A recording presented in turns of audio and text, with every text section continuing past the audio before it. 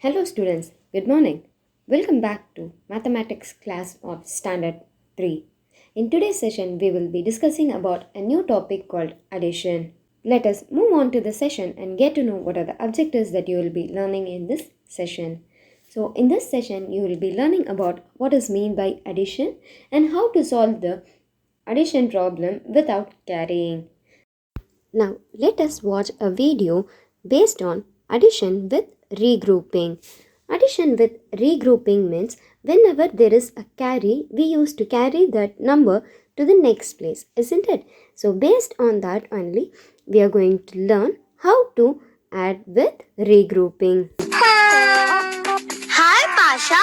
What are you doing? Hi, Jiggy. I have to solve some sums on addition. Oh, it's so difficult. Addition is not so tough. Here, let me help you. So your first problem is to add 149 and 271. The first step is to arrange these two numbers one below the other under 100, 10 and 1. So let's first write X for 100, T for 10 and O for 1 like this. The next step is to correctly write both the numbers one below the other under 100, 10 and 1. Look, Pasha, 149 and 271. Now we can add these two numbers. Remember, Pasha, we always add numbers from the right to the left. So here we shall first add the digits under 1, then the digits under 10, and finally the digits under 100. Okay, Pasha, let's begin.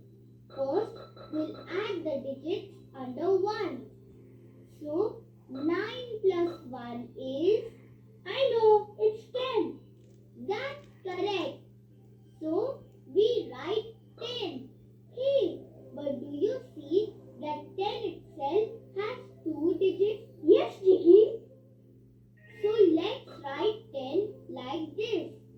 Now our next step is to break this 10 and keep the digit under 1 as our answer and carry over the digit under 10 to the left. Remember, Pasha, this step of carrying over should be done whenever we get a two-digit number after adding a column.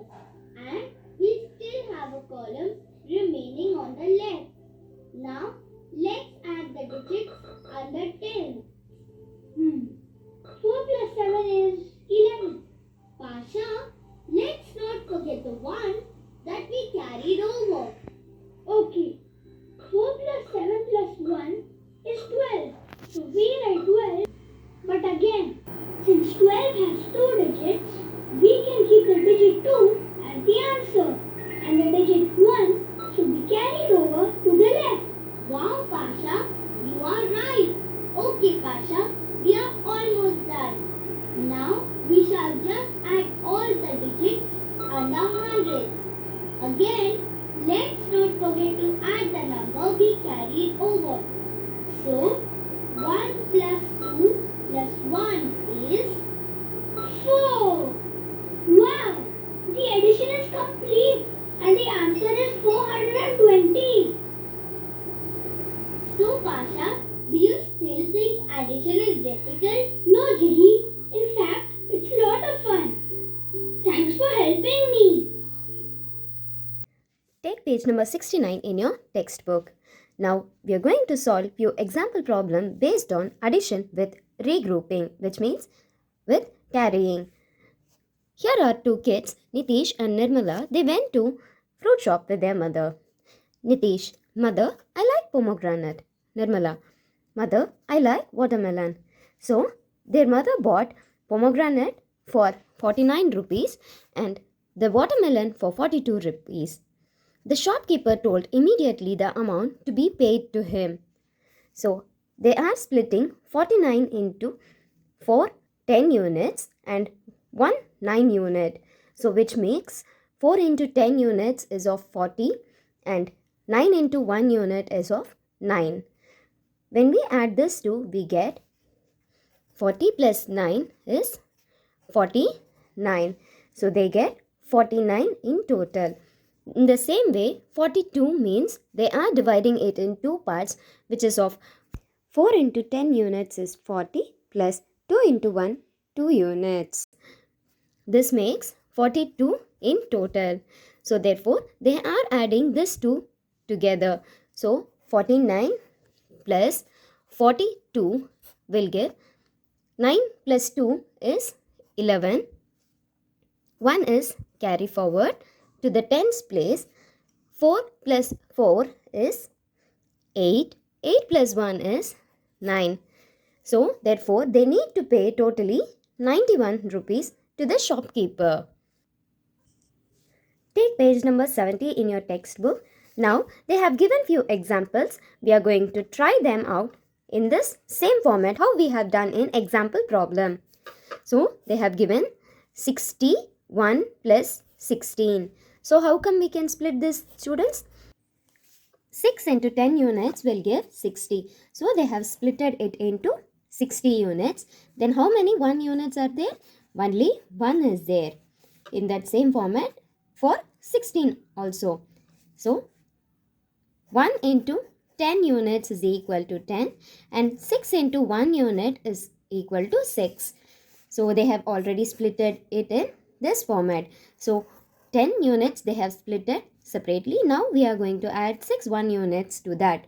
Now, we will add the values which are in the ones place. So, 6 plus 1 is 7.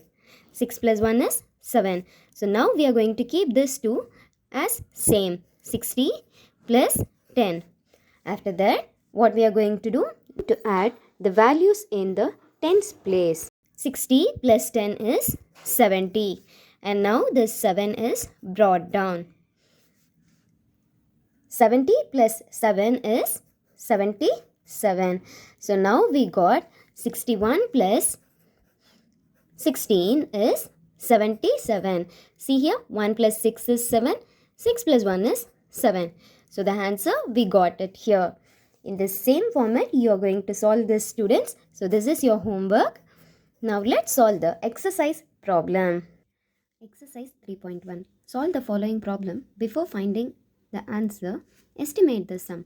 Estimation means we will guess roughly, right? By seeing the numbers, we will guess this will be the sum. So that is what called as estimation. So here both Ashok and Nishchita have a rose garden each. So this is Ashok and this is Nishchita. They have their own gardens where 266 roses are in Ashok's garden and 314 roses are there in Nishchita's garden. Totally, how many roses are there? They are asking how many roses are there in Nishchita's garden and Ashok's garden. So just by seeing this, the sum of roses will be more than 500. Now, they have given the statement here.